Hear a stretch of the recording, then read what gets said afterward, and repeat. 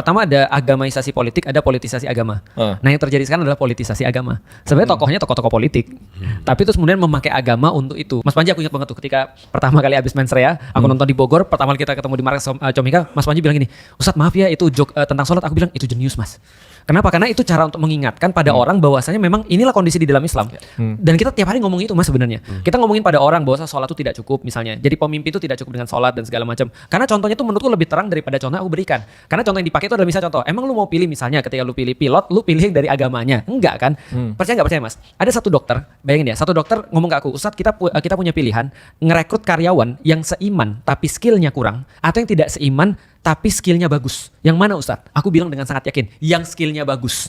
Karena orang ketika pergi ke dokter bukan bayar iman, bayarnya skill, benar nggak? Artinya ketika kita datang ke sana kan kita bukan, kecuali kalau dia datang ke Ustadz. Nggak, kalau dia datang ke Ustadz benar, cari yang satu iman. Daripada menurutku ya, menurut keyakinan saya, itu adalah politisasi agama. Yang harus terjadi artinya adalah harusnya agamaisasi politik. Apalagi di dalam Islam kan ngurusin politik juga sebenarnya. Artinya justru yang terjadi adalah tokoh-tokoh politik itu diatur sama agama. Nih sekarang aku mau nanya nih, kalau andaikan Panji bisa dinilai berdasarkan agama, harusnya kalau kita mau fair, tokoh-tokoh politik mau dinilai juga berdasarkan agama dong. Benar.